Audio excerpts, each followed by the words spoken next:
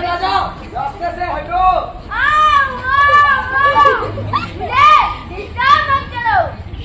अरे रास्ते से हटो। मुझे नींद लगी है, मुझे सोने दो, तंग मत करो। तो रास्ते में क्यों सोते हो? रास्ते में मुझे नींद अच्छी आती है। तुम्हें दूसरों को तंग करने का कोई अधिकार नहीं है। तुम्हें भी दूसरों को तंग करने का कोई अधिकार नहीं है। तुम अपने घर पर क्यों नहीं सोते?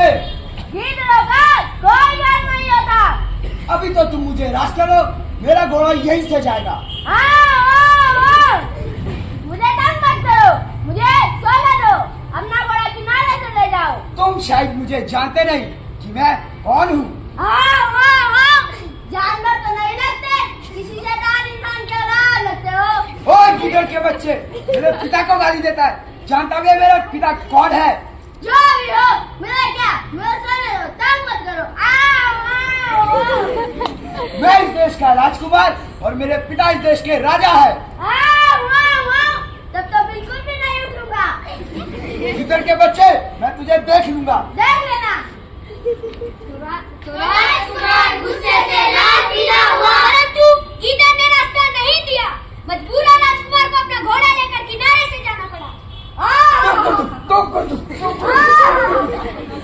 शाम होते होते राजकुमार दूर एक तेली के घर पहुंचता है और उसे रात में रहने के लिए जगह मांगता है।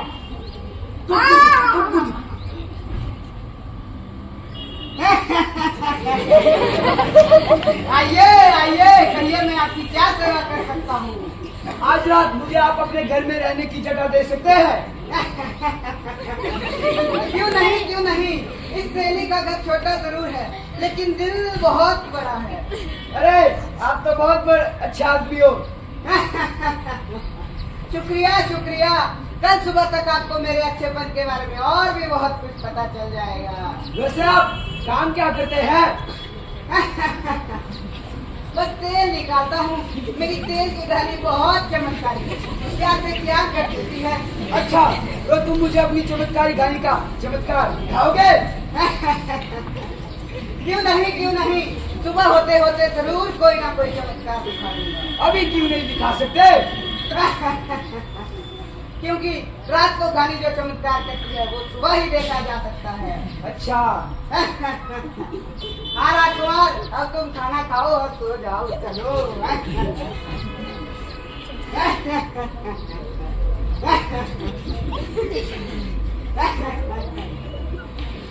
तो राजकुमार ने खुशी अच्छा खाना खाया और आराम से तेली के घर पर सो गया।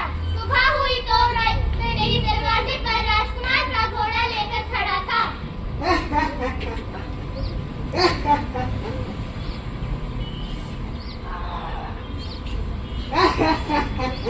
क्या गए राजकुमार, कहो नींद कैसी आई? अरे नींद कैसे आती?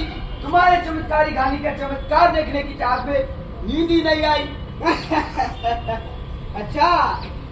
हाँ, तो अब दिखाओ कल रात तुम्हारी घानी ने क्या चमत्कार दिखाया। ये देखो। ये क्या? ये घोड़ा। ओए, ये घोड़ा तो मेरा है। नहीं राजकुमार, ये घोड़ा तो कल रात को मेरी तेल की घानी ने पैदा किया है। ये क्या बक रहे हो? यही तो है मेरी घानी का चमत्कार। ये घोड़ा मेरा है। क्या सबूत है कि ये घोड़ा तुम्हारा है? से मैं लाया था। मैं कहता हूँ कि इसे मेरी तेल की घानी ने पैदा किया। ये घोड़ा मेरा है। मेरी घानी का है। मेरा है। मेरी घानी का है। मेरा है। मेरी घानी का है। मेरा है। मेरी घानी का है। मेरा है। मेरी घानी का है। मेरा है।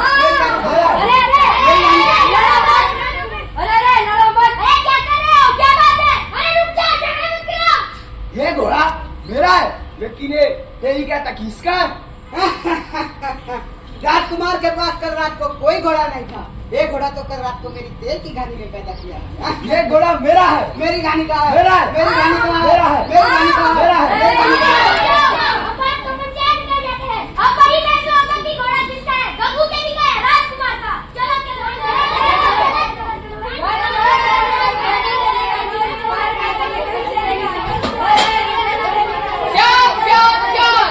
हमारे माननीय प्रधान श्री परमानंद बाबू जी पधार चुके हैं। आप सब लोग बैठ जाइए।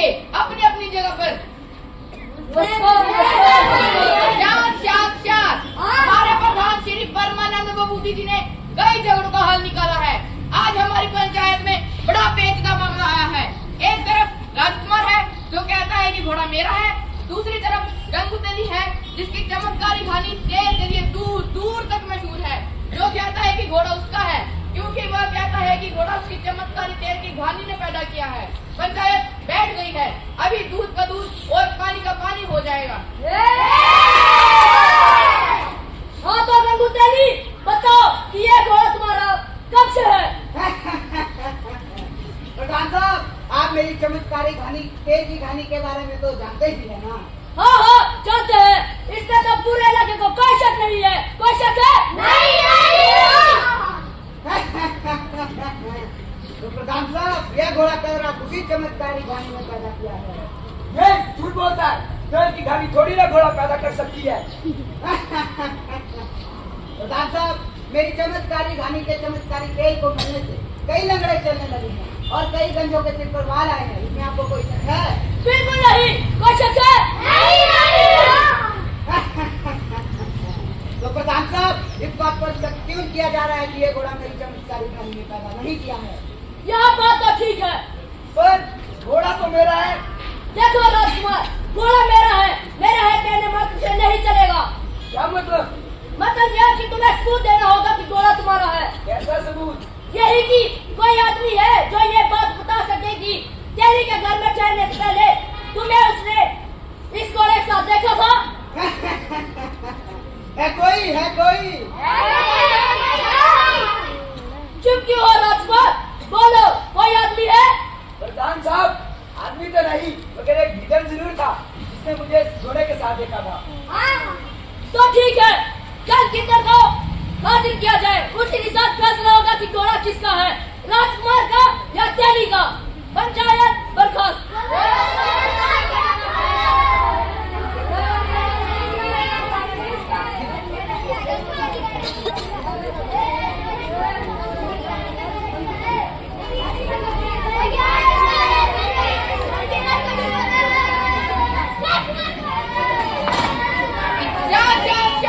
आप सब लोग बैठ जाइए अपनी अपनी जगह पर। हाँ तो राजकुमार, गिद्दड़ आ गया? अभी तो नहीं आया प्रधान साहब, मगर आएगा जरूर। मुझे तो नहीं लगता कि गिद्दड़ आएगा। आएगा प्रधान साहब, जरूर आएगा, इंतजार कीजिए। ठीक है। पंचायत हो गई बहुत ही, आधा दिन भी बीत गया, पंचायत हो गई बहुत ही। आंखें सूखी राह देखते निकला कहीं ना किधर कहीं, आंखें सूखी राह देखते निकला कहीं ना किधर कहीं। प्रधान साहब भी सोने लग गए, बाकी लोग भी कोने लगे। प्रधान साहब भी सोने लग गए, बाकी लोग भी कोने लगे। गंगू तेली था बहुत ही खुश, आंसू राजकुमार के बहने लगे। गंगू तेली था बहुत ही खुश, आंसू राजकुमार के बहने लगे। तो प्रधान साहब नींद से जागे तो सांझ हो गई थी, परंतु राजकुमार का गवाह गिद्दड़ अभी तक हाजिर नहीं हुआ। तो प्रधान साहब ने फैसला सुनाना शुरू कर दिया। अरे भाई, राजकुमार ही झूठ बोल रहा है, इसके पास घोड़ा ही नहीं था। यह घोड़ा तो गंगू तेली के चमत्कारी कहानी ने पैदा किया है। धन्यवाद प्रधान साहब, धन्यवाद।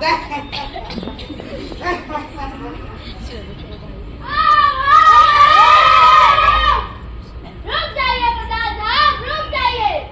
तुम्हें सुबह बुलाया था, तुम अब दिन ढलते हुए आ रहे हो। तुम्हें इस तरह पंचायत का वक्त बर्बाद करने का कोई हक नहीं है। मुझे माफ कीजिए प्रधान साहब, मैं समय पर नहीं पहुंच सका। कार्य बताओ, तुम समय पर क्यों नहीं पहुँचे?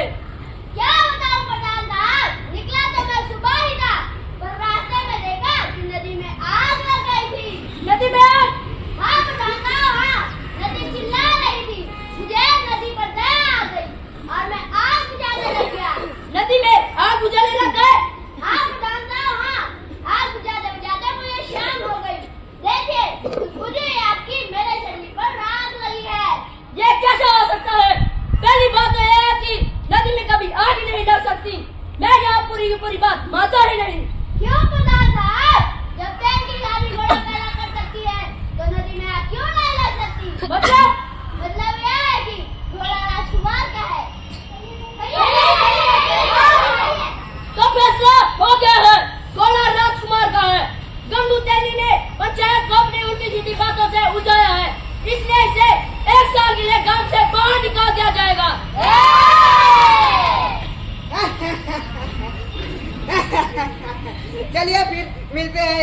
बात है